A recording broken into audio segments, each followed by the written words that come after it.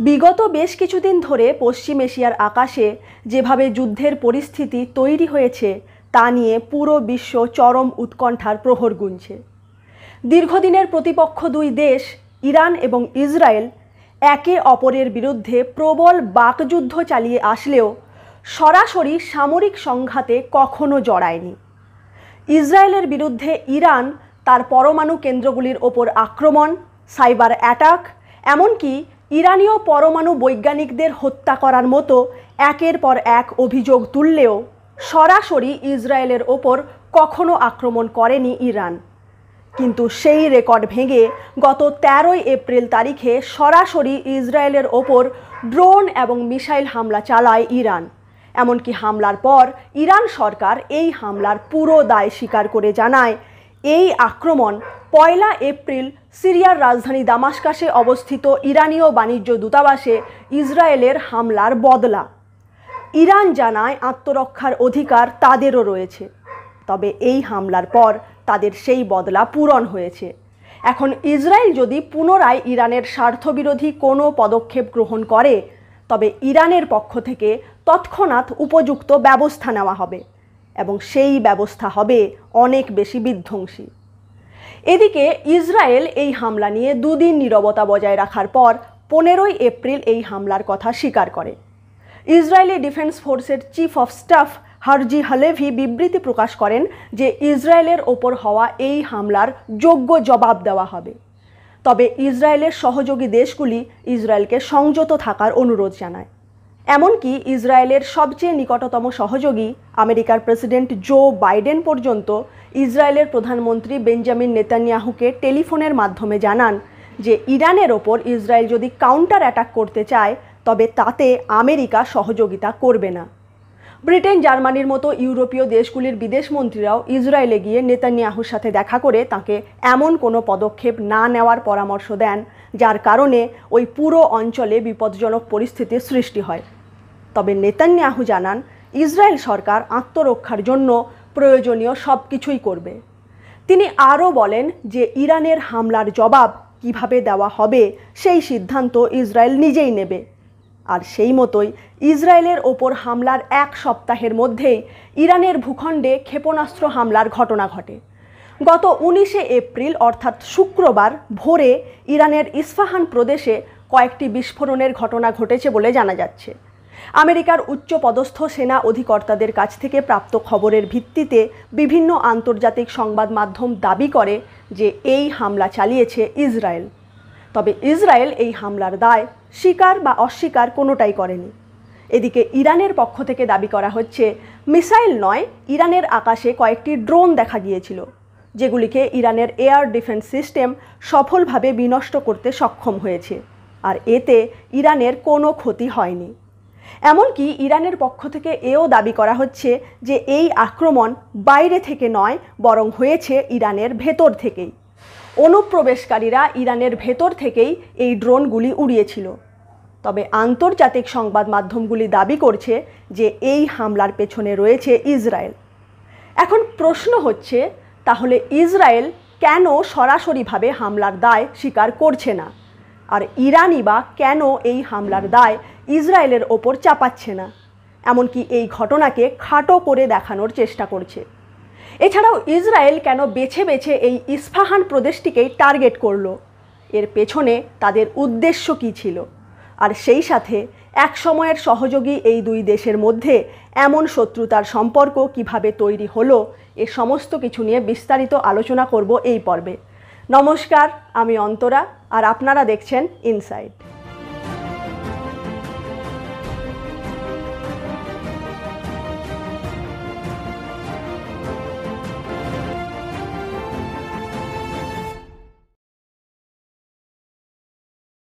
Iran এবং ইসরায়েলের মধ্যেকার এই ধারাবাহিক ঘটনাক্রমে যাওয়ার পূর্বে এই 2 দেশের সম্পর্কের ইতিহাস নিয়ে খানিকটা আলোচনা করা প্রয়োজন। পশ্চিম এশিয়ার মানচিত্র দেখলে দেখা যায় ভূমধ্যসাগরের পশ্চিম দিকে অবস্থিত ছোট্ট দেশ ইসরায়েল, আর মানচিত্রের পূর্ব দিকে কাস্পিয়ান সাগর আর পারস্য উপসাগরের মাঝে অবস্থিত পশ্চিম এশিয়ার দ্বিতীয় বৃহত্তম দেশ ইরান। এই 2 দেশের মাঝে রয়েছে লেবানন, সিরিয়া, জর্ডন এবং ইরাক। আর এই দুই দেশের মধ্যে দূরত্ব অন্ততপক্ষে 2000 কিলোমিটার। চাইলে এই দুটি দেশ পরস্পরকে অগ্রাহ্য করতে পারত, কিন্তু তা হয়নি। বর্তমান পরিস্থিতিতে এই দুই দেশ পরস্পরের সবচেয়ে বড় শত্রু। এর পেছনে বেশ কয়েকটি কারণ রয়েছে। 1978-79 সালে ইরানে ইসলামিক রেভলিউশন হয়। ইরানের রাজা মোহাম্মদ রেজা পেহলাভিকে ক্ষমতা থেকে উৎখাত করার মাধ্যমে ইরানের রাজতন্ত্রের অবসান ঘটে এবং প্রতিষ্ঠিত হয় ইসলামিক রিপাবলিক অফ ইরান, যার সর্বোচ্চ ক্ষমতায় বসেন একজন শিয়া ধর্মগুরু আয়াতুল্লাহ রুহুল্লাহ খোমেনি। 1979 সাল থেকে তার মৃত্যুর আগে পর্যন্ত অর্থাৎ 10 বছর ধরে খোমেনি ছিলেন ইরানের সুপ্রিম লিডার। তারপর সুপ্রিম লিডার হিসেবে নির্বাচিত হন আয়াতুল্লাহ আলী হোসেইনি খামেনেই, যিনি বর্তমানেও ইরানের সুপ্রিম লিডার পদে অধিষ্ঠিত রয়েছেন। ইসলামিক রেভলিউশনের পর ইরানের সাথে আমেরিকা আর আমেরিকার ঘনিষ্ঠ সহযোগী দেশ ইসরায়েলের পারস্পরিক সম্পর্কের অবনমন ঘটে। পাশাপাশি প্রতিবেশী অন্যান্য মুসলিম সংখ্যাগরিষ্ঠ দেশগুলির সাথেও ইরানের সম্পর্ক উল্লেখযোগ্যভাবে পরিবর্তন হয়। ইরানে ইসলামিক রেভলিউশন ঘটার বেশ কয়েকটি কারণ ছিল। তার মধ্যে একটা অন্যতম কারণ ছিল তীব্র আমেরিকা বিরোধিতা। দ্বিতীয় বিশ্বযুদ্ধের পর বিশ্ব রাজনীতিতে ব্রিটেনের আধিপত্য খর্ব হয় এবং সেই স্থান দখল করে নেয় মার্কিন যুক্তরাষ্ট্র। ততদিন পর্যন্ত ইরানে খনিজ তেল উত্তোলনের কাজ করছিল ব্রিটিশ কোম্পানিগুলি, কিন্তু দ্বিতীয় বিশ্বযুদ্ধের পর এই কাজে ব্রিটিশ কোম্পানিগুলির পাশাপাশি বিভিন্ন মার্কিন কোম্পানিগুলিও অংশগ্রহণ করতে শুরু করে, আর ধীরে ধীরে ইরানের ওপর আমেরিকার প্রভাব বাড়তে থাকে। আমেরিকা ইরানের ইন্টারনাল অ্যাফেয়ার্স এবং স্টেট পলিসিতেও হস্তক্ষেপ করতে শুরু করে।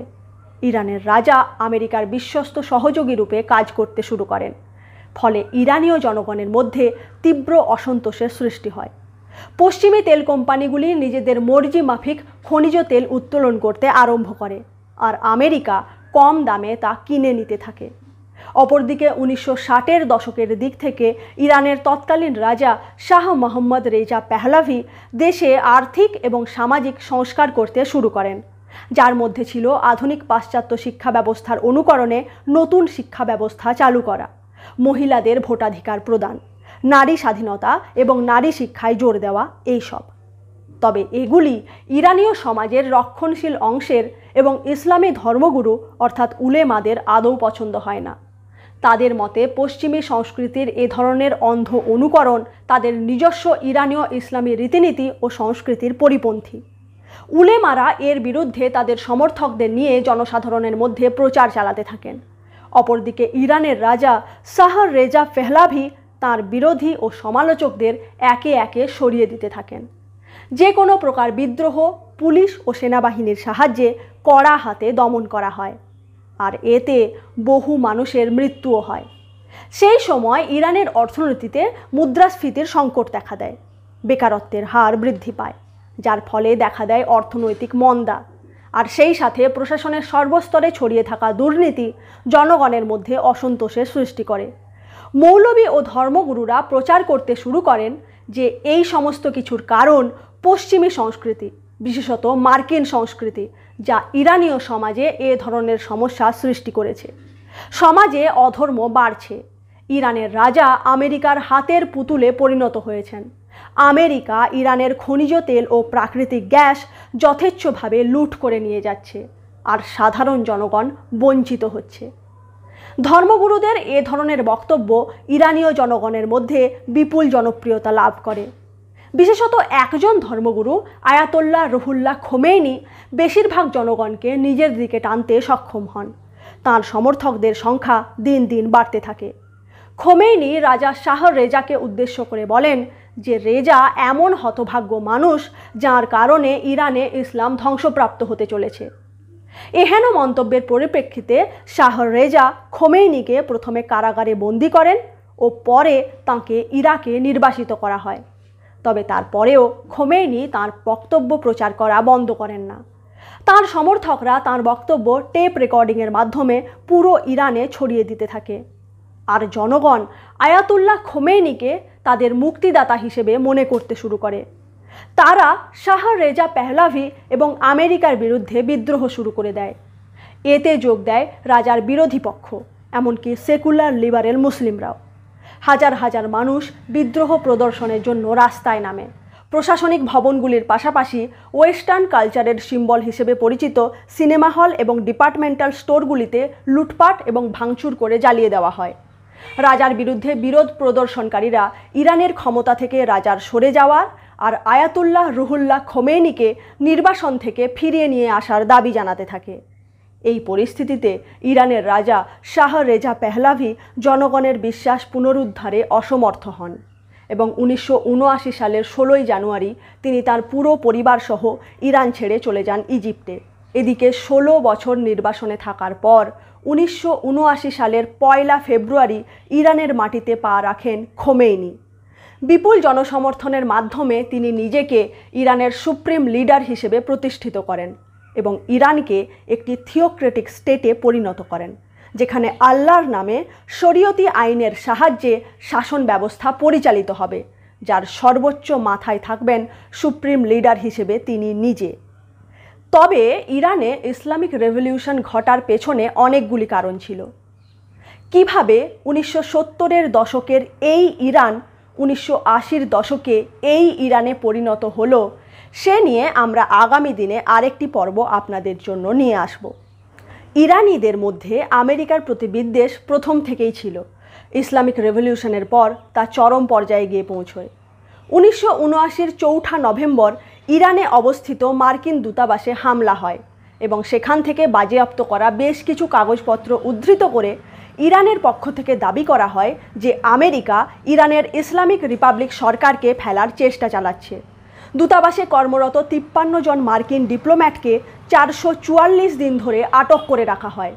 তাদের মুক্তির বিনিময়ে আমেরিকাকে ইরানের সাথে এই শর্তে চুক্তি করতে হয় যে ইরানের অভ্যন্তরীণ ব্যাপারে আমেরিকা হস্তক্ষেপ করবে না এবং আমেরিকা ইরানের ওপর যে ট্রেড স্যাংশন লাগিয়েছে তা তারা তুলে নেবে। তখন থেকেই আমেরিকার সাথে ইরানের সম্পর্ক একেবারে শত্রুতার পর্যায়ে গিয়ে পৌঁছেছে। এমনকি খোমেনি আমেরিকাকে গ্রেট স্যাটান বা বড় শয়তান বলে উল্লেখ করেন। তার ভাষণে তিনি আরও বলেন যে আমেরিকা তার সাম্রাজ্যবাদের মাধ্যমে সমগ্র বিশ্বে দুর্নীতিকে স্পন্সর করছে। এদিকে আমেরিকাও 1980 থেকে 1988 সাল পর্যন্ত চলা ইরাক ইরান যুদ্ধে ইরানকে হারানোর জন্য তার প্রতিপক্ষ ইরাককে সাহায্য করে। আসলে ইরানে যেভাবে ইসলামিক রেভলিউশন হয়েছিল তাতে খোমেনির মনে একটা আশা ছিল যে এর মাধ্যমে সমগ্র মুসলিম সমাজে প্যান ইসলামিক সেন্টিমেন্টের একটা বার্তা যাবে। খোমেনি বলতে শুরু করেন যে রাজা বা জনগণ নির্বাচিত সরকারের দেশ শাসন করার কোনো অধিকার থাকতে পারে না, সেই অধিকার কেবলমাত্র আছে আল্লাহর। তাই আল্লাহর নির্দেশে আল্লাহর নির্বাচিত ধর্মগুরুরা শরীয়তি আইনের মাধ্যমে দেশ শাসন করবেন। অর্থাৎ খোমেনির ইচ্ছে ছিল বাকি মুসলিম দেশগুলোতেও ইরানের মতো থিওক্রেসি প্রতিষ্ঠা করা। এদিকে খোমেনির এ ধরনের বক্তব্যে পার্শ্ববর্তী সৌদি আরব, সংযুক্ত আরব আমিরশাহী এবং কুয়েতের রাজারা প্রমাদ গুনতে শুরু করে, কারণ এতে তাদের রাজতন্ত্র বিপদে পড়বে। সবথেকে সমস্যায় পড়ে ইরাক। ইরাক ইরানের সবচেয়ে নিকটতম প্রতিবেশী দেশ, আর দীর্ঘকাল ধরে এই দুই দেশের মধ্যে সীমানা নিয়ে ছোটোখাটো বিবাদ চলছিলই। এদিকে শিয়া মুসলিম বহুল দেশ ইরাকের ক্ষমতায় তখন ছিল সুন্নি ডমিনেটেড বাথ পার্টি, যার প্রধান ছিলেন সাদ্দাম হোসেন। ইসলামিক রেভলিউশনের পর আয়াতুল্লাহ খোমেনি যখন ইরানের সর্বোচ্চ ক্ষমতায় অধিষ্ঠিত হন, তখন তিনি প্রতিবেশী ইরাকের জনগণের উদ্দেশ্যে বাথ পার্টির সরকারকে ক্ষমতাচ্যুত করার আহ্বান জানান। এতে সাদ্দাম হোসেন অত্যন্ত অসন্তুষ্ট হলেও প্রথমের দিকে এ ধরনের বক্তব্যগুলিকে কাউন্টার না করে তাঁর ভাষণে ইরাক ও ইরানের মাঝে বন্ধুত্বপূর্ণ সম্পর্ক গড়ে তোলার এবং একে অপরের অভ্যন্তরীণ বিষয়ে হস্তক্ষেপ না করার অনুরোধ জানান। কিন্তু তা সত্ত্বেও খোমেনি যখন ইরাকের শিয়া ধর্মগুরু এবং জনগণের উদ্দেশ্যে ইসলামিক রেভলিউশনের ডাক দেন, তখন সাদ্দাম হোসেন ইরানের ওপর আচমকা আক্রমণ শুরু করেন। শুরু হয় ইরাক ইরান যুদ্ধ। এই যুদ্ধে কুয়েত, সৌদি আরব এবং সংযুক্ত আরব আমিরশাহী ইরাককে সাহায্য করেছিল, কারণ ইরানের ইসলামিক রেভলিউশন তাদের কাছেও মারাত্মক বিপদ রূপে চিহ্নিত হয়েছিল। এদিকে আগেই বলেছি ইসলামিক রেভলিউশনের সাথে সাথেই কিভাবে আমেরিকার সাথে ইরানের সম্পর্ক একেবারে শত্রুতার পর্যায়ে পৌঁছে গিয়েছিল। তাই আমেরিকাও ইরানের প্রতিপক্ষ ইরাককে সাহায্য করতে শুরু করে। এভাবেই ইরানের সাথে তার পার্শ্ববর্তী আরব দেশগুলির এবং আমেরিকার সম্পর্কের অবনতি ঘটেছিল এবং এখনও তাদের মধ্যে সুসম্পর্ক সেভাবে গড়ে ওঠেনি। এবার আসি ইসরায়েল আর ইরানের কথায়। বর্তমানে যে ইসরায়েল আর ইরানের মধ্যে পারস্পরিক শত্রুতার কারণে পশ্চিম এশিয়ায় প্রায় যুদ্ধের পরিস্থিতির সৃষ্টি হয়েছে, শুনলে অবাক হবেন, সেই ইরান আর ইসরায়েল একসময়ে সহযোগী দেশ ছিল। দু দেশের মধ্যে বন্ধুত্বের সম্পর্ক ছিল, আর সেই সম্পর্ক ইসরায়েলের গঠনের সাথে সম্বন্ধিত। ইরান স্পেশাল কমিটি ফর প্যালেস্টাইনের একজন সদস্য দেশ ছিল, যে কমিটির ওপর ব্রিটিশ ম্যান্ডেট প্যালেস্টাইনের ভাগ্য নির্ধারণ করার দায়িত্ব দিয়েছিল রাষ্ট্রসংঘ। সেই কমিটিতে ছিল ইরান সহ মোট 11টি সদস্য দেশ, যাদের মধ্যে ভারতও ছিল। আলাপ আলোচনার মাধ্যমে কমিটি দুটি বিকল্প প্রস্তাব পেশ করে। একটি হচ্ছে ব্রিটিশ ম্যান্ডেট প্যালেস্টাইনের বিভাজন করে আরব ও ইহুদি অধিবাসীদের দুটি আলাদা দেশ গঠন করা। এই প্রস্তাবে কমিটির 11 সদস্যের মধ্যে 8টি সদস্য দেশ সমর্থন দেয়। আর অপর প্রস্তাবটি হচ্ছে একটাই প্যালেস্টাইন দেশ নির্মাণ করা, যেখানে আরব এবং ইহুদি এই দুপক্ষই নিজেদের জন্য নির্দিষ্ট সীমানায় থাকবে। এই প্রস্তাবে মাত্র 3টি দেশ সমর্থন করে। সেই 3টি দেশ ছিল ভারত, যুগোস্লাভিয়া এবং ইরান। তবে সংখ্যাগরিষ্ঠের মত প্রথম বিকল্পের সমর্থনে হওয়ায় ব্রিটিশ ম্যান্ডেট প্যালেস্টাইন অঞ্চলকে বিভক্ত করে ইসরায়েল এবং প্যালেস্টাইন নামক দুটি আলাদা দেশ গঠনের দিকে পদক্ষেপ গ্রহণ করা শুরু হয়। তবে দুটি দেশ গঠনের কথা থাকলেও ইসরায়েল একটি সার্বভৌম দেশ হিসেবে আত্মপ্রকাশ করে, কিন্তু প্যালেস্টাইন আজ পর্যন্ত একটি স্বাধীন রাষ্ট্র হিসেবে আত্মপ্রকাশ করতে পারেনি। এর পেছনে কি কি কারণ রয়েছে সে সমস্ত কিছু বিস্তারিতভাবে আলোচনা করা হয়েছে এই পর্বে। পর্বটি আপনারা যদি না দেখে থাকেন তবে দেখে নিতে পারেন, লিংক ডেসক্রিপশন বক্সে দেওয়া রইল। এদিকে ইরান চাইছিল না যে প্যালেস্টাইনের বিভাজন করা হোক। ইসরায়েল একটি দেশ হিসেবে গঠন করার প্রস্তাব যখন রাষ্ট্রসংঘে পাশ করা হয়, তখন ইরানের সাধারণ জনগণ এর বিরুদ্ধে বিক্ষোভ প্রদর্শন করে। পাশাপাশি বাকি আরব দেশগুলিও কোনো মতেই ইসরায়েলকে মেনে নিতে পারছিল না। তবে তা সত্ত্বেও 1948 সালের 15ই মে তারিখে ইহুদি রাষ্ট্র ইসরায়েল একটি আলাদা দেশ হিসেবে আত্মপ্রকাশ করে, আর সাথে সাথেই ইজিপ্ট, জর্ডন, সিরিয়া ও ইরাকের মতো আরব দেশগুলি সম্মিলিতভাবে ইসরায়েলের ওপর আক্রমণ করা শুরু করে। ইসরায়েল এবং আরব দেশগুলির মধ্যে বেশ কয়েকবার যুদ্ধ হয়েছে, কিন্তু ইরান এই যুদ্ধে অংশগ্রহণ করেনি। 1950-এর দিকে ইরান দ্বিতীয় ইসলামিক দেশ হিসেবে ইসরায়েলকে একটি সার্বভৌম দেশ রূপে স্বীকৃতি দেয়। ইসরায়েলকে মান্যতা প্রদানকারী প্রথম ইসলামিক দেশটি হচ্ছে টার্কি। ইরানের তৎকালীন রাজা ছিলেন শাহ মোহাম্মদ রেজা পেহলাভি। আগেই বলেছি, যিনি পাশ্চাত্য সভ্যতার প্রতি বিশেষভাবে অনুরক্ত ছিলেন এবং আমেরিকার সাথে তাঁর সুসম্পর্ক ছিল। ইসরায়েলের সাথেও তিনি সুসম্পর্ক গড়ে তোলেন। নানা ক্ষেত্রে ইরান এবং ইসরায়েল পরস্পরের সহযোগী দেশ হিসেবে কাজ করতে শুরু করে। 1960 এবং 1970-এর দশকে শাহ রেজার সিক্রেট এজেন্সি সাভাক এবং ইসরায়েলের সিক্রেট এজেন্সি মোসাদ একসাথে মিলে দু দেশের বিরোধী শক্তিদের ওপর সার্ভিলেন্সের কাজ চালাতে থাকে।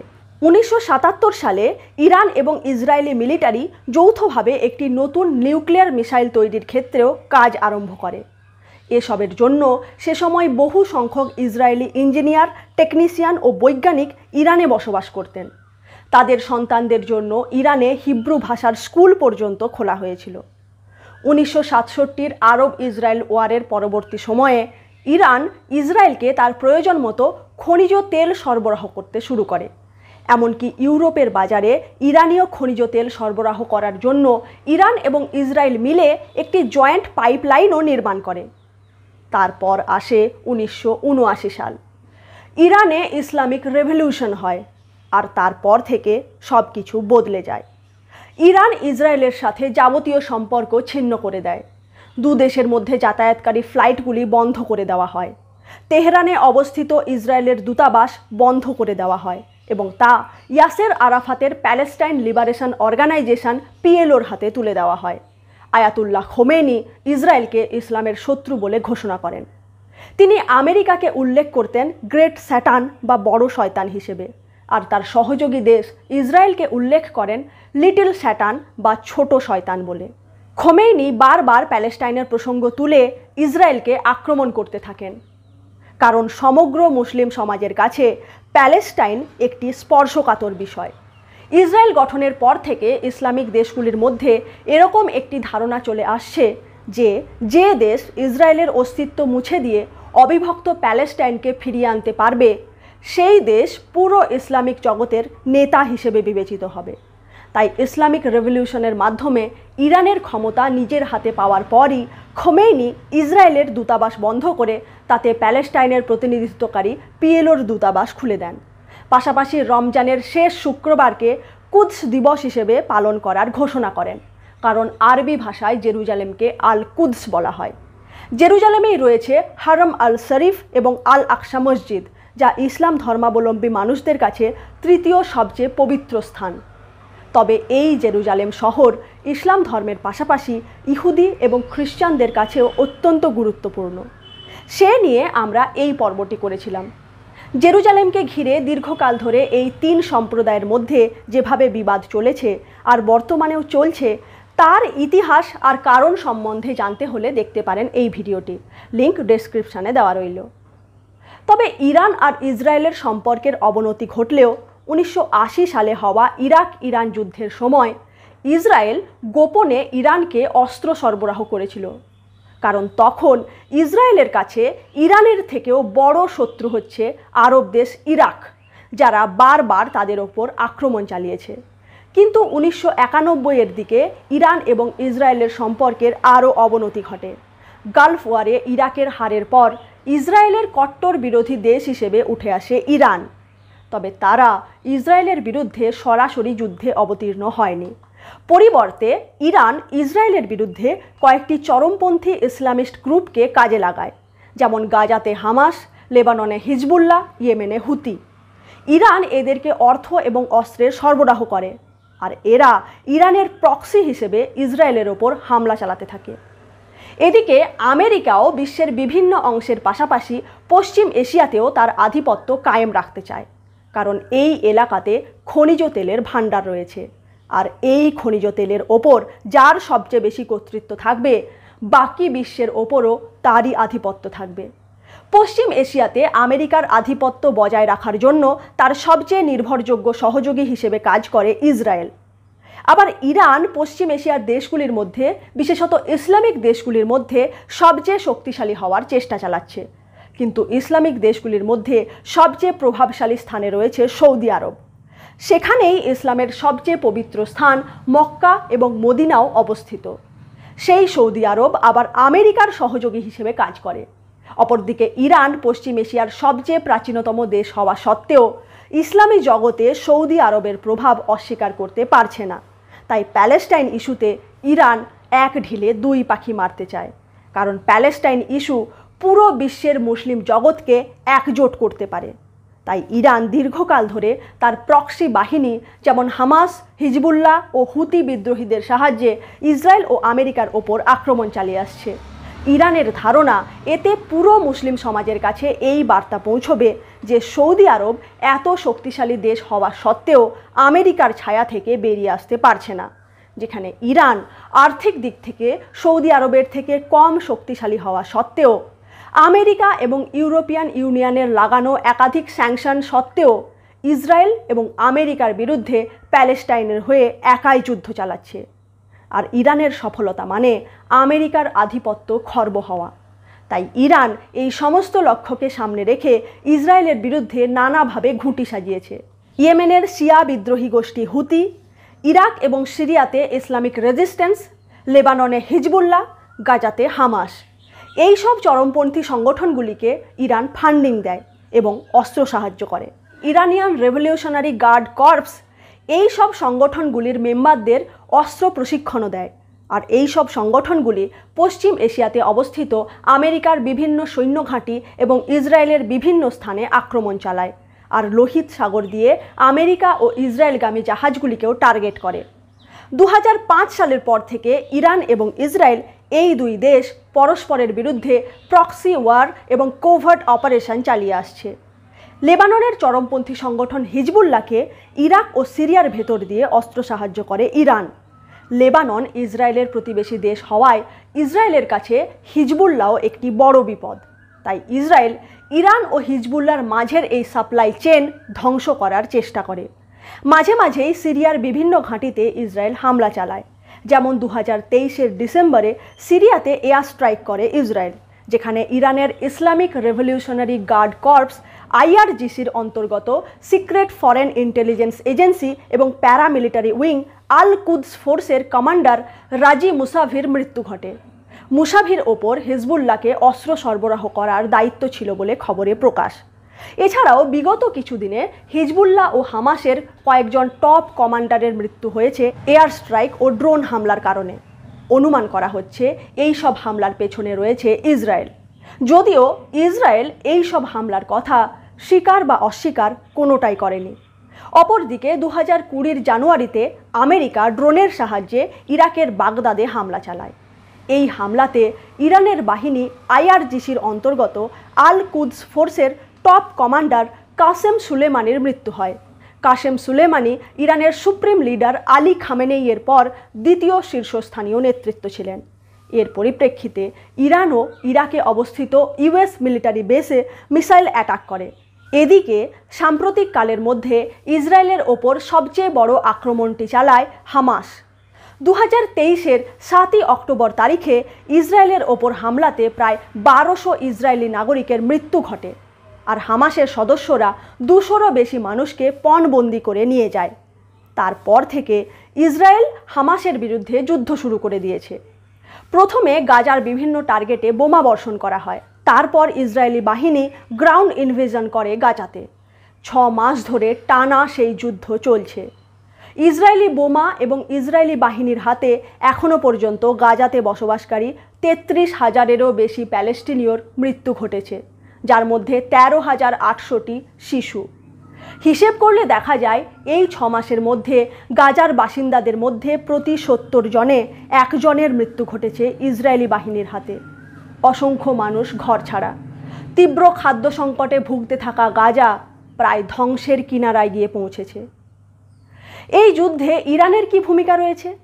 7 অক্টোবর আক্রমণের পর ইরান হামাসকে অভিনন্দন জানায় আর ইসরায়েলের উদ্দেশ্যে বার্তা দেয় যে তারা যদি গাজাতে গ্রাউন্ড ইনভেশন করে তাহলে তার ফল খুবই খারাপ হবে। ওয়াল স্ট্রিট জার্নালের প্রতিবেদন অনুযায়ী হামাস এই হামলার পুরো পরিকল্পনা ইরানে বসেই সাজিয়েছিল, যদিও ইরান তা অস্বীকার করে। ইরানের supreme leader Ayatollah Ali Khamenei তাঁর বক্তব্যে বলেন যে ইরান হামাসকে কোনো প্রকার সহায়তা করেনি, তবে ইসলামিক দেশগুলির কর্তব্য প্যালেস্টিনীয়দের যথাসম্ভব সাহায্য করা। ইসরায়েল হামাস সংঘর্ষের মধ্যেই 2023-এর অক্টোবরে ইরানের বিদেশমন্ত্রী লেবাননে গিয়ে সেখানকার চরমপন্থী সংগঠন হিজবুল্লাহর পাশাপাশি হামাস এবং ইসলামিক জিহাদের প্রতিনিধিদের সাথে সাক্ষাৎ করেন, আর তারপরেই হিজবুল্লাহ ইসরায়েলের ওপর জোরদার বোমা বর্ষণ আরম্ভ করে। তখন থেকেই মাঝে মাঝে হিজবুল্লাহ ইসরায়েলের ওপর আচমকা আক্রমণ চালাচ্ছে। এরপর ইয়েমেনের হুতি বিদ্রোহীরাও ইসরায়েলের বিরুদ্ধে যুদ্ধের ঘোষণা করে। তারা লোহিত সাগর দিয়ে ইসরায়েলে যাতায়াতকারী জাহাজগুলিকে টার্গেট করে, যার ফলে আন্তর্জাতিক বাণিজ্য ক্ষতির সম্মুখীন হয়। এর পরিপ্রেক্ষিতে আমেরিকা আর ব্রিটেন মিলে coalition military operation prosperity guardian শুরু করে, যার ফলে 10 জন হুতি বিদ্রোহীর মৃত্যু হয়েছে বলে খবরে প্রকাশ। 2024-এর জানুয়ারিতে জর্ডন, ইরাক ও সিরিয়া সীমান্তে অবস্থিত মার্কিন সৈন্য ঘাঁটিতে হামলা চালায় ইরান সমর্থিত ইসলামিক রেজিস্ট্যান্স ইন ইরাক, যেখানে 3 জন মার্কিন সৈন্যের মৃত্যু ঘটে। জবাবে আমেরিকাও এই সংগঠনের বিভিন্ন ঘাঁটিতে পরপর হামলা চালায়। আমেরিকা ও ইসরায়েলের বিরুদ্ধে এই ধরনের প্রক্সি ওয়ার চালাতে থাকলেও এতদিন পর্যন্ত ইরান সরাসরি এদের বিরুদ্ধে যুদ্ধে অবতীর্ণ হয়নি, কিন্তু 1 এপ্রিলের ঘটনা সেই রেকর্ড ভেঙে দেয়। আন্তর্জাতিক সংবাদ মাধ্যমগুলির খবর অনুযায়ী 1 এপ্রিল বিকেল 5টার দিকে সিরিয়ার রাজধানী দামাস্কাসে অবস্থিত ইরানের বাণিজ্য দূতাবাসে ইসরায়েলের যুদ্ধবিমান এয়ার অ্যাটাক করে। এই হামলায় সিরিয়ার 6 জন নাগরিকের পাশাপাশি ইসলামিক রেভলিউশনারি গার্ড কর্পস IRGCর কুদস ফোর্সের 7 জন কমান্ডারের মৃত্যু হয়। এদের মধ্যে ছিলেন brigadier general Mohammad Reza Zahidi এবং তাঁর deputy general Mohammad Hadi Haji Rahimi. Supreme leader Ayatollah Ali খামেনেইয়ের ঘনিষ্ঠ বলে পরিচিত ব্রিগেডিয়ার জেনারেল জাহিদি হিজবুল্লাহর সাথে ইরানের সম্পর্কের একজন গুরুত্বপূর্ণ মধ্যস্থতাকারী ছিলেন। হিজবুল্লাহ প্রধান হাসান নাসারাল্লাহর সাথেও তাঁর যথেষ্ট ঘনিষ্ঠ সম্পর্ক ছিল এবং তার মাধ্যমেই ইরান নির্মিত মিসাইল হিজবুল্লাহর কাছে সরবরাহ হতো। 2008 সাল থেকে তিনি সিরিয়া এবং লেবাননে হওয়া হিজবুল্লাহর অপারেশনগুলির প্রধান সঞ্চালক ছিলেন। বিশেষজ্ঞদের মতে জাহিদির মৃত্যু আইআরজিসির কাছে কাসেম সুলেমানির মৃত্যুর পর সবচেয়ে বড় ধাক্কা। এই ঘটনা সামনে আসতেই ইরানে প্রবল আলোড়ন শুরু হয়। ইসরায়েলের বিরুদ্ধে একের পর এক বিবৃতি সামনে আসতে শুরু করে। হামলা হয়েছিল ইরানের বাণিজ্যিক দূতাবাসে, তাই এই হামলা ইরানের সার্বভৌমত্বের ওপর আক্রমণ হিসেবে বিবেচিত হয়। ইরানের বিদেশ মন্ত্রকের তরফ থেকে প্রাথমিক বিবৃতিতে বলা হয়, এই হামলার যোগ্য জবাব দেওয়ার অধিকার তাদের রয়েছে এবং তারা জবাব দেবে, তবে এর সময় এবং স্থান তারা নির্বাচন করবে। 3রা এপ্রিল ইরানের রাষ্ট্রপতি ইব্রাহিম রাইসি বলেন, ইরানের দূতাবাসের ওপর হামলার উপযুক্ত মূল্য ইসরায়েলকে দিতে হবে। তারপর ইরানের সুপ্রিম লিডার আয়াতুল্লাহ আলী খামেনেইয়ের বক্তব্য সামনে আসে। তিনি বলেন, এর জন্য ইসরায়েলের শাস্তি পাওয়া উচিত এবং তারা শাস্তি পাবে। যদিও ইসরায়েল এই হামলার দায় স্বীকার করেনি, তাও সাংবাদিকদের প্রশ্নের উত্তরে ইসরায়েলের প্রধানমন্ত্রী বেঞ্জামিন নেতানিয়াহু বলেন, ইসরায়েলের নিরাপত্তা সুনিশ্চিত করার জন্য আমরা প্রস্তুত রয়েছি। আমাদের নীতি হচ্ছে, যে আমাদেরকে আঘাত করবে আমরা তাদের পাল্টা আঘাত করব। তবে ইরান যে ইসরায়েলের ওপর কোনো না কোনোভাবে প্রত্যাঘাত করবেই তা প্রত্যাশিত ছিল। আর সেই মতো 13ই এপ্রিল রাতে ইসরায়েলের উদ্দেশ্যে অন্ততপক্ষে 330টি ড্রোন ও মিসাইল নিক্ষেপ করে ইরান। বিভিন্ন মিডিয়ার রিপোর্ট থেকে জানা যাচ্ছে, এর মধ্যে ছিল 170টি ড্রোন, 120টিরও বেশি ব্যালিস্টিক মিসাইল এবং 30টিরও বেশি ক্রুজ মিসাইল। ইরান এর নাম দেয় অপারেশন ট্রু প্রমিস। ইসরায়েলি মিলিটারির পক্ষ থেকে দাবি করা হয়, ইরানের নিক্ষেপ করা 99% ক্ষেপণাস্ত্রকে ইসরায়েলের ডিফেন্স সিস্টেমের সাহায্যে ইন্টারসেপ্ট করে নেওয়া গিয়েছিল, আর এতে ব্রিটেন, ফ্রান্স এবং আমেরিকাও সাহায্য করেছিল। ইসরায়েলের শক্তিশালী এয়ার ডিফেন্স সিস্টেম আয়রন ডোম, ডেভিড স্লিং এবং অ্যারো এক্ষেত্রে গুরুত্বপূর্ণ ভূমিকা গ্রহণ করেছিল। ইসরায়েলি ডিফেন্স ফোর্সের মুখপাত্র ড্যানিয়েল হ্যাগারি বলেন, ইরান বেশ কিছু ব্যালিস্টিক মিসাইল ইসরায়েলের উদ্দেশ্যে ক্ষেপণ করেছিল, যাদের মধ্যে বেশিরভাগকেই ইসরায়েলি আকাশসীমার বাইরেই ধ্বংস করে দেওয়া হয়েছে। মাত্র কয়েকটি ইসরায়েলে প্রবেশ করতে পেরেছিল, যাদের মধ্যে একটির আঘাতে নিগেভে অবস্থিত একটি ইসরায়েলি মিলিটারি বেস খানিকটা ক্ষতিগ্রস্ত হয়েছে এবং একজন কিশোরী তাতে আহত হয়েছে। ইসরায়েলের পক্ষ থেকে আরও বলা হয়, ইরানের পাশাপাশি ইরাক এবং ইয়েমেনের মাটি থেকেও বেশ কয়েকটি ক্ষেপণাস্ত্র নিক্ষেপ করা হয়েছিল। ইরানি সেনাবাহিনীর চিফ অফ স্টাফ মোহাম্মদ বাঘেরি বলেন, ইরান তার উদ্দেশ্যে সফল হয়েছে, তাদের অপারেশন শেষ। অপরদিকে ইরানের বিদেশমন্ত্রী হোসেন আমির আবদুল্লাহিয়ান দাবি করেন যে এই হামলার ব্যাপারে আমেরিকাকে তাঁরা জানিয়েছিলেন এবং হামলার 72 ঘন্টা আগে প্রতিবেশী দেশগুলিকে এ ব্যাপারে জানিয়ে দেওয়া হয়েছিল। তবে আমেরিকা ইরানের বিদেশমন্ত্রীর এই বক্তব্যকে খণ্ডন করেছে। কিছু বিশেষজ্ঞের মতে ইরানের এই হামলা ইসরায়েলকে সতর্ক করার জন্যই করা হয়েছিল। হামলার পরে ইরানের পক্ষ থেকে লিখিত বার্তা পাঠানো হয় ইউনাইটেড নেশনসের সিকিউরিটি কাউন্সিলে, যেখানে বলা হয়, ইউএন চার্টারের 51 নম্বর আর্টিকেল অনুযায়ী দূতাবাসে হামলার প্রত্যুত্তর দেওয়ার অধিকার রয়েছে তাদের। 51 নম্বর আর্টিকেলে কি বলা হয়েছে? সেখানে বলা হয়েছে, রাষ্ট্রসংঘের অন্তর্গত কোনো সদস্য দেশের ওপর সশস্ত্র হামলা হলে সেই দেশের নিজস্ব আত্মরক্ষার অধিকার রয়েছে। তবে ইসরায়েল যে এই হামলার ঘটনাকে এত সহজে ছেড়ে দেবে না তা অনুমান করাই যাচ্ছিল, কারণ বিশেষজ্ঞদের মতে ইরানের হামলার পর ইসরায়েল অভেদ্য এই ইমেজ খানিকটা হলেও ধাক্কা খেয়েছে। ইসরায়েলের ওয়ার ক্যাবিনেটের মিটিংয়ের পর ইসরায়েলি বাহিনীর চিফ অফ স্টাফ হারজি হালেভির বিবৃতি প্রকাশ্যে আসে। তিনি বলেন, ইসরায়েলের ওপর এই হামলার উপযুক্ত জবাব দেওয়া হবে। তবে যেরকমটা আগেই বলেছি, বিশ্বের বেশিরভাগ দেশই ইসরায়েল এবং ইরান এই দুপক্ষকে সংযত থাকার অনুরোধ জানায়। ইসরায়েলের প্রধানমন্ত্রী বেঞ্জামিন নেতানিয়াহু বলেন, সবার মতামত শুনলেও ইসরায়েল নিজের সিদ্ধান্ত নিজেই নেবে।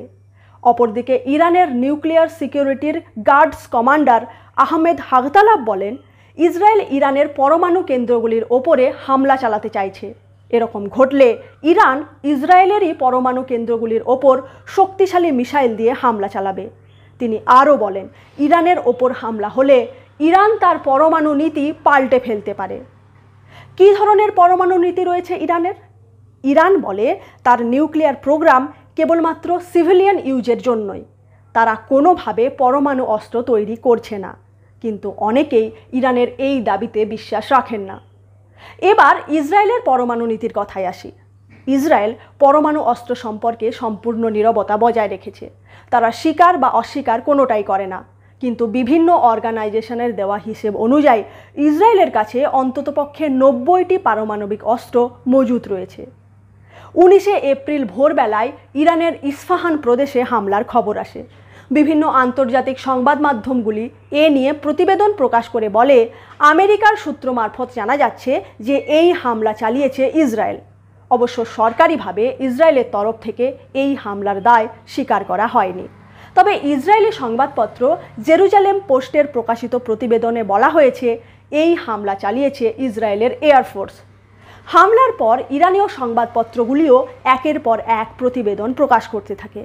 ইরানের সংবাদ সংস্থা ফার্স নিউজ এজেন্সি বলে, ইস্পাহান প্রদেশের বিমানবন্দরের কাছে একটি বিস্ফোরণ ঘটেছে, তবে বিস্ফোরণের কারণ এখনও জানা যায়নি। অর্থাৎ তারা সরাসরিভাবে ইসরায়েলের হামলার কথা স্বীকার করে না। বাকি ইরানীয় সংবাদ মাধ্যমগুলিও এই হামলাকে অনেক খাটো করে দেখায়। তবে দ্য নিউ ইয়র্ক টাইমস এ ব্যাপারে খবর প্রকাশ করে বলে, 3 জন ইরানীয় আধিকারিকের সূত্র মারফত জানা যাচ্ছে যে ইস্পাহান প্রদেশে অবস্থিত ইরানীয় মিলিটারি বেসে বিস্ফোরণ ঘটেছে। তবে এই হামলার পেছনে কার হাত রয়েছে সে নিয়ে তাঁরা কোনো মন্তব্য করেননি। ইরানের তরফ থেকে বলা হচ্ছে, এই হামলা বাইরে থেকে নয়, সম্ভবত অনুপ্রবেশকারীদের দ্বারা ইরানের ভেতর থেকেই করা হয়েছে।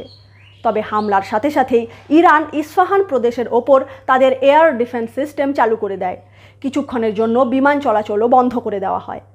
এখন প্রশ্ন হচ্ছে যে ইরান কেন সরাসরি ইসরায়েলের ওপর হামলার অভিযোগ করছে না? এর দুটো সম্ভাব্য কারণ হতে পারে। প্রথমত, 19 এপ্রিলের হামলাতে ইরানের কোনো বড় ক্ষয়ক্ষতি হয়নি। ইরান আশঙ্কা করছিল হয়তো ইসরায়েল তাদের পারমাণবিক কেন্দ্রগুলির ওপর হামলা চালাতে পারে। তবে রাষ্ট্রসংঘের অন্তর্ভুক্ত ইন্টারন্যাশনাল অ্যাটমিক এনার্জি এজেন্সি নামক সংস্থা, যাদের ওপর সদস্য দেশগুলির নিউক্লিয়ার প্রোগ্রামের ওপর নজর রাখার দায়িত্ব রয়েছে, সেই সংস্থার director general Rafael Mariano Grossi জানিয়েছেন যে এই হামলার ফলে ইরানের নিউক্লিয়ার সাইটগুলির কোনো ক্ষয়ক্ষতি হয়নি।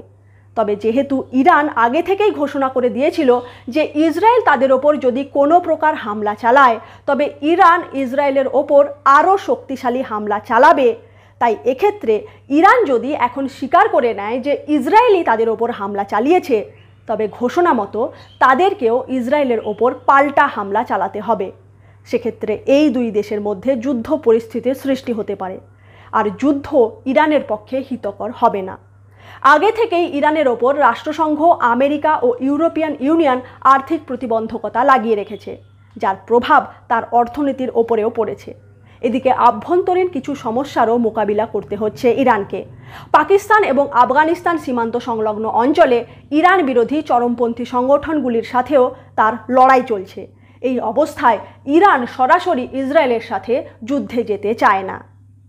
দ্বিতীয়ত, ইরান দাবি করেছিল ইসরায়েলের যে কোনো আক্রমণ প্রতিহত করার জন্য তারা প্রস্তুত রয়েছে, কিন্তু এর পরেও তার ওপর হামলা হয়।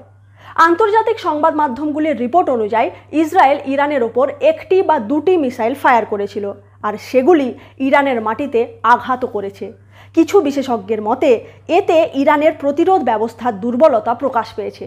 তাই ইরানের পক্ষ থেকে বলা হচ্ছে হামলা বাইরে থেকে নয়, ইরানের ভেতর থেকেই হয়েছে।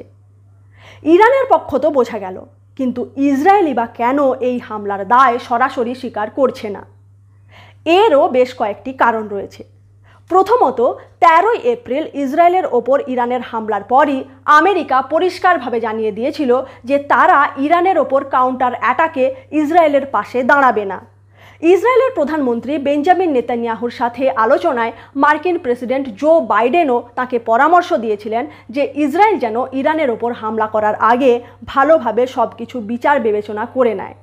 আন্তর্জাতিক সংবাদ মাধ্যমের রিপোর্ট অনুযায়ী তারপরই নেতানিয়াহু চটজলদি আক্রমণের সিদ্ধান্ত থেকে পিছিয়ে আসেন। খবর অনুযায়ী এর বিনিময়ে আমেরিকা ইসরায়েলকে 3টি সুবিধে করে দেয়। 1 নম্বর, রাষ্ট্রসংঘে প্যালেস্টাইনের পূর্ণ সদস্য পদ লাভের ক্ষেত্রে আমেরিকা ভেটো প্রদান করে তা আটকে দেয়। 2 নম্বর, আমেরিকা ইসরায়েলকে 15 বিলিয়ন মার্কিন ডলারের মিলিটারি এড দিচ্ছে। আর 3 নম্বর, গাজার দক্ষিণে অবস্থিত রাফা শহরে ইসরায়েলকে হামলা করার অনুমতি। ইসরায়েলের দাবি যে এই রাফা শহরই হামাসের সর্বশেষ ঠিকানা। হামাস এখানেই ইসরায়েলি বন্দীদের লুকিয়ে রেখেছে, তাই তারা ইজিপ্ট সীমান্তে থাকা রাফা শহরের ওপর আক্রমণ করতে চায়। কিন্তু সৌদি আরব আর কাতারের মতো দেশ এর বিরুদ্ধে কড়া ব্যবস্থা নেওয়ার হুঁশিয়ারি দিয়েছে। এমনকি ইজিপ্টও জানিয়েছে এরকমটা যদি করে ইসরায়েল, তবে ইজিপ্ট ইসরায়েলের সাথে হওয়া সন্ধি চুক্তি ভঙ্গ করে দেবে। এ অবস্থায় আমেরিকা এখনও পর্যন্ত ইসরায়েলকে আক্রমণ করা থেকে বিরত রেখেছে। তবে বিশেষজ্ঞরা অনুমান করছেন যে হয়তো কিছুদিনের মধ্যেই আমেরিকা ইসরায়েলকে রাফা ইনভেড করার গ্রিন সিগন্যাল দিয়ে দেবে। ইসরায়েল কেন হামলার দায় স্বীকার করছে না, তার দ্বিতীয় কারণ, ইসরায়েল বর্তমানে দুদিক থেকে 2টি সংগঠনের সাথে লড়াই করছে। একটি হচ্ছে গাজা বেসড হামাস আর অপরটি হচ্ছে লেবানন বেসড হিজবুল্লাহ। গত 6 মাস ধরে হামাসের সাথে লড়াই চালানোর পরেও ইসরায়েল এখনও পর্যন্ত তার 133 জন নাগরিককে হামাসের কবজা থেকে মুক্ত করে আনতে পারেনি। আর এই 2টি গোষ্ঠী ইরানের প্রক্সি বাহিনী। অপরদিকে ইরান হচ্ছে একটি সার্বভৌম দেশ এবং রাষ্ট্রসংঘের অন্যতম সদস্য। বেশ কয়েকটি দেশের কাছ থেকে ডিপ্লোম্যাটিক সাপোর্টও রয়েছে ইরানের। এই অবস্থায় ইসরায়েল সরাসরি ইরানের সাথে সংঘাতে জড়াতে চায় না, তাই তারা ইরানের ওপরে করা হামলার দায় স্বীকার করেনি। আর তৃতীয়ত, কিছু বিশেষজ্ঞের মতে ইসরায়েল এই হামলার মাধ্যমে কেবলমাত্র ইরানের এয়ার ডিফেন্স সিস্টেমটিকে বোঝার চেষ্টা চালাচ্ছিল। আসল আক্রমণ এখনও বাকি রয়েছে, কারণ 13 এপ্রিল ইসরায়েলের ওপরে হওয়া হামলার ফলে প্রধানমন্ত্রী নেতানিয়াহুর ইমেজ খানিকটা হলেও ধাক্কা খেয়েছে। তাই নিজের এবং ইসরায়েলের আয়রন ইমেজ রক্ষা করার জন্যই ইরানের ওপর কোনো না কোনোভাবে বড়সড় আঘাত হানার চেষ্টা তিনি নিশ্চয়ই করবেন। তাই এখন ইসরায়েল চুপচাপ রয়েছে। 19 এপ্রিলের হামলা নিয়ে ইরান আর ইসরায়েল এই দুপক্ষের স্ট্র্যাটেজি তো বোঝা গেল। এবার আসি ইস্পাহান প্রদেশকেই কেন টার্গেট হিসেবে বেছে নিল ইসরায়েল সে কথায়। ইস্পাহানে ইরানের একটি বড় বিমান ঘাঁটি রয়েছে। এখানে ইরানের ক্ষেপণাস্ত্র উৎপাদন কারখানাগুলিও রয়েছে এবং এখানেই রয়েছে কয়েকটি পারমাণবিক কেন্দ্র। এছাড়া এখানেই রয়েছে নাতাঞ্জ নিউক্লিয়ার ফ্যাসিলিটি, যেখানে নিউক্লিয়ার প্রোগ্রামের জন্য প্রয়োজনীয় ইউরেনিয়াম এনরিচমেন্টের কাজ হয়। ইরানের কাছে তার পারমাণবিক কেন্দ্রগুলি বিশেষ গুরুত্বপূর্ণ। ইরান দাবি করে তার নিউক্লিয়ার ডক্ট্রিন সম্পূর্ণভাবে শান্তির পক্ষে। ইসলামে পরমাণু অস্ত্র তৈরি এবং তা মজুদ করা নিষিদ্ধ। আর ইরানের supreme leader Ayatollah Ali Khamenei, যিনি তাদের নিউক্লিয়ার প্রোগ্রাম সহ ইরানের সার্বিক নীতির শেষ কথা, তিনি 2000 সালের দিকেই পরমাণু অস্ত্র তৈরির বিরুদ্ধে ফতোয়া জারি করেছিলেন। তাদের বিরুদ্ধে যখনই পরমাণু অস্ত্র তৈরির অভিযোগ ওঠে তখনই ইরান সেই ফতোয়াটিকে উল্লেখ করে সেই অভিযোগকে খণ্ডন করে। তবে ইসরায়েল বারবার অভিযোগ করে যে ইরান গোপনে পারমাণবিক অস্ত্র তৈরির দিকে পদক্ষেপ গ্রহণ করছে। আর ইসরায়েল কোনো মতেই চায় না যে ইরান পারমাণবিক শক্তিধর দেশ হোক। বিশেষজ্ঞদের মতে ইসরায়েল স্বীকার করুক বা না করুক, তাদের হাতে পারমাণবিক অস্ত্র অবশ্যই রয়েছে। আর সেই অস্ত্রের জোরেই পুরো পশ্চিম এশিয়ার ওপর ইসরায়েল তার কর্তৃত্ব বজায় রাখতে চায়। আর ইসরায়েলের কর্তৃত্ব বজায় থাকলে আমেরিকার লাভ সব থেকে বেশি। তবে ইরান যদি কোনোভাবে পারমাণবিক অস্ত্র তৈরিতে সক্ষম হয়ে যায়, তাহলে তাদের আধিপত্য কায়েম থাকবে না। আর ইসরায়েলের কাছে তা সবচেয়ে বড় থ্রেট। তাই ইসরায়েল ইরানের নিউক্লিয়ার প্রোগ্রাম নিয়ে সদা সতর্ক থাকে। ইসরায়েল খোলাখুলিভাবেই জানিয়েছে যে তারা ইরানকে কোনো মতেই পারমাণবিক অস্ত্র তৈরিতে সফল হতে দেবে না। তাদের আটকানোর জন্য যা যা করা প্রয়োজন সে সমস্ত কিছুই করবে ইসরায়েল। গত 15 বছরে ইরানের বেশ কয়েকজন পরমাণু বিজ্ঞানীদের আকস্মিক মৃত্যু ঘটেছে। আর ইরান দাবি করেছে এসবের পেছনে রয়েছে আমেরিকা আর ইসরায়েল। 2010-এর জানুয়ারি মাসে তেহরান ইউনিভার্সিটির নিউক্লিয়ার ফিজিক্সের প্রফেসর মাসুদ আলী মোহাম্মদীর বোমা বিস্ফোরণে মৃত্যু ঘটে। এর জন্য আমেরিকা আর ইসরায়েলকে দায়ী করে ইরান। সে বছরেরই নভেম্বর মাসে তেহরানে একটি গাড়ি বোমা বিস্ফোরণে ইরানের অ্যাটমিক এনার্জি অর্গানাইজেশনের নিউক্লিয়ার সায়েন্টিস্ট মাজিদ সেহরিয়ারির মৃত্যু ঘটে। এই হত্যার দায়ও ইসরায়েল এবং আমেরিকার ওপরেই চাপায় ইরান। 2012 সালের জানুয়ারি মাসে ইরানের নিউক্লিয়ার সায়েন্টিস্ট এবং নাতাঞ্জ নিউক্লিয়ার পাওয়ার প্ল্যান্টের ডেপুটি অফ কমার্স মুস্তাফা আহমেদি রোশানেরও বিস্ফোরণে মৃত্যু ঘটে। আর এর দায় পুনরায় গিয়ে পড়ে আমেরিকা এবং ইসরায়েলের ওপর। আমেরিকার সরকারি সংবাদ সংস্থা ভয়েস অফ আমেরিকার একটি প্রতিবেদন থেকে জানা যাচ্ছে 2007 থেকে 2020-র মধ্যে বিস্ফোরণে অথবা অজ্ঞাত পরিচয় আততায়ীর গুলিতে 7 জন ইরানীয় নিউক্লিয়ার সায়েন্টিস্টের মৃত্যু ঘটেছে। আর এই প্রত্যেকটি ঘটনার পেছনে ইসরায়েল এবং আমেরিকার হাত রয়েছে বলে ইরান দাবি করেছে। অবশ্য ইসরায়েল সরাসরিভাবে দায় স্বীকার বা অস্বীকার কোনোটাই করেনি, যদিও আমেরিকা এর সাথে জড়িত থাকার ব্যাপারটি সম্পূর্ণভাবে অস্বীকার করেছে। এ সংক্রান্ত সবচেয়ে আলোচিত ঘটনাটি ঘটে 2020-র নভেম্বরে। ইরানের সবচেয়ে senior nuclear scientist Mohsen Fakhrizadeh তেহরানে রিমোট কন্ট্রোল মেশিন গানের গুলিতে নিহত হন। ফখরিজাদাকে বলা হতো ইরানের নিউক্লিয়ার ওয়েপন্স প্রোগ্রামের জনক। তার মৃত্যুতে ইরানের নিউক্লিয়ার প্রোগ্রামের গতি নিঃসন্দেহে বেশ খানিকটা ধীর হয়ে যায় বলে মনে করা হয়। এছাড়াও ইসরায়েল সাইবার অ্যাটাকের মাধ্যমেও ইরানের নিউক্লিয়ার প্রোগ্রামে বাধার সৃষ্টি করেছে। 2010 সালে স্টাক্সনেট নামক কম্পিউটার ভাইরাসের কারণে ইউরেনিয়াম এনরিচমেন্টের জন্য ব্যবহৃত গ্যাস সেন্ট্রিফিউজগুলি নষ্ট হয়ে যায়। এখন এই ইউরেনিয়াম এনরিচমেন্ট কি? প্রকৃতিতে যে ইউরেনিয়াম পাওয়া যায় সেই ইউরেনিয়াম মূলত 3টি আইসোটোপ দ্বারা গঠিত। এই 3টি আইসোটোপের মধ্যে U-235 আইসোটোপটি নিউক্লিয়ার চেন রিঅ্যাকশন করতে সক্ষম, আর তাই পারমাণবিক অস্ত্র বা পরমাণু বোমা তৈরিতে ইউরেনিয়ামের এই আইসোটোপটিরই প্রয়োজন হয়। তবে প্রকৃতি থেকে পাওয়া ইউরেনিয়ামে এই আইসোটোপটি খুবই অল্প মাত্রায় পাওয়া যায়, মাত্র 0.72%। তবে আইসোটোপ সেপারেশন করে এই ইউরেনিয়াম 235-এর মাত্রা বাড়িয়ে তোলা হয়। একেই বলা হয় ইউরেনিয়াম এনরিচমেন্ট। আইসোটোপ সেপারেশনের জন্য ব্যবহৃত হয় গ্যাস সেন্ট্রিফিউজ, আর সেন্ট্রিফিউজগুলি কম্পিউটার দ্বারা নিয়ন্ত্রিত হয়। বিজনেস ইনসাইডারের প্রতিবেদন অনুযায়ী 2010 সালে ইরানের 1/5 গ্যাস সেন্ট্রিফিউজ নষ্ট হয়ে গিয়েছিল স্টাক্সনেট কম্পিউটার ভাইরাসের কারণে।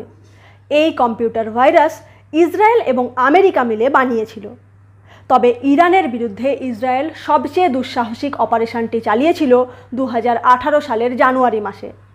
ইসরায়েলের সিক্রেট এজেন্সি মোসাদের এজেন্টরা ইরানের একটি নিউক্লিয়ার ফ্যাসিলিটিতে সবার অলক্ষ্যে ঢুকে পড়ে এবং ইরানের নিউক্লিয়ার প্রোগ্রাম সংক্রান্ত 50,000 পৃষ্ঠার গোপন ডকুমেন্ট আর 163টি সিডি তুলে নিয়ে চলে যায়।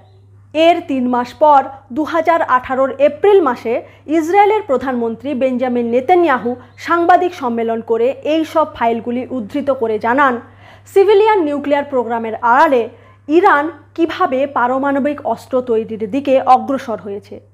এই সবের পরিপ্রেক্ষিতে আমেরিকা ইরানের সাথে হওয়া 2015 সালের নিউক্লিয়ার ডিল বাতিল করে দেয়। ইরানের সাথে এই নিউক্লিয়ার ডিলে ছিল America, Russia, Germany, France, Britain এবং চীন। ইরানের পারমাণবিক সক্ষমতা এবং ইউরেনিয়াম এনরিচমেন্ট একটি নির্দিষ্ট সীমার মধ্যে রাখার আর তাদের নিউক্লিয়ার প্রোগ্রামের ওপর ইন্টারন্যাশনাল অ্যাটমিক এনার্জি এজেন্সির নিয়মিত নজরদারির শর্ত ছিল এই ডিলে। বিনিময়ে ইরানের ওপরে আমেরিকা, ইউরোপিয়ান ইউনিয়ন এবং রাষ্ট্রসংঘ যেসব স্যাংশন লাগিয়েছিল তা তুলে নিয়েছিল। কিন্তু ইসরায়েলের প্রকাশ করা ডকুমেন্টের কারণে নিউক্লিয়ার ডিল থেকে ইরানকে বাদ দেয় আমেরিকা। ফলে সেই সব স্যাংশন ইরানের ওপর পুনরায় আরোপিত হয়। বর্তমানে ইরানের হাতে কি সত্যিই পারমাণবিক অস্ত্র রয়েছে? এর সরাসরি উত্তর দেওয়া সম্ভব নয়। তবে রাষ্ট্রসংঘের অন্তর্গত ইন্টারন্যাশনাল অ্যাটমিক এনার্জি এজেন্সির director general Rafael Mariano Grossi সংবাদ সংস্থা DWকে দেওয়া একটি সাক্ষাৎকারে জানিয়েছেন, যে গতিতে ইরানে ইউরেনিয়াম এনরিচমেন্ট প্রোগ্রাম চলছে তাতে কয়েক সপ্তাহের মধ্যেই ইরান পারমাণবিক অস্ত্র তৈরি করে ফেলতে পারবে। তবে গ্রসি আরও বলেন যে এটা কেবলমাত্র অনুমান, আর অনুমানের ভিত্তিতে এটা নিশ্চিত করে বলা সম্ভব নয় যে ইরানের হাতে পারমাণবিক অস্ত্র রয়েছে। অথবা তারা তা তৈরির চেষ্টা চালাচ্ছে। তবে যাই হোক না কেন, ইরানের কাছে তার পারমাণবিক কেন্দ্রগুলির গুরুত্ব অপরিসীম। তাই ইসরায়েল বেছে বেছে ইরানের ইস্পাহান প্রদেশেই হামলা চালিয়েছে, যেখানে রয়েছে নাতাঞ্জ ইউরেনিয়াম এনরিচমেন্ট প্ল্যান্ট। বিশেষজ্ঞদের মতে ইসরায়েল এর মাধ্যমে ইরানকে বার্তা দিতে চায় যে চাইলেই তারা এই প্ল্যান্টের ওপরেও আঘাত করতে পারে। সব মিলিয়ে পশ্চিম এশিয়ার পরিস্থিতি এখন যথেষ্ট চিন্তাজনক। ইতিমধ্যেই বিশ্বের বিভিন্ন দেশ ইসরায়েল এবং ইরানকে সংযত থাকার অনুরোধ জানিয়েছে। ভারতের তরফ থেকেও উভয় পক্ষকে সংঘাত বন্ধ করে কূটনৈতিক পথে সমস্যার সমাধানের অনুরোধ জানানো হয়েছে। এদিকে গত 18 এপ্রিল তারিখে ইরানের রাষ্ট্রদূত গাজার ওপর ইসরায়েলের হামলা বন্ধ করার ক্ষেত্রে ভারতের হস্তক্ষেপ করার অনুরোধ জানান। এসবের মধ্যেই হিজবুল্লাহ নতুন করে ইসরায়েলের ওপর হামলা চালিয়েছে। ভবিষ্যতে সমগ্র পরিস্থিতি কোন দিকে মোড় নেয় সেটাই এখন দেখার। এ ব্যাপারে আপনাদের মতামত কমেন্টের মাধ্যমে আমাদের অবশ্যই জানান। দেখা হচ্ছে আগামী পর্বে নতুন কোনো বিষয় নিয়ে। ভালো থাকুন, সুস্থ থাকুন, ধন্যবাদ।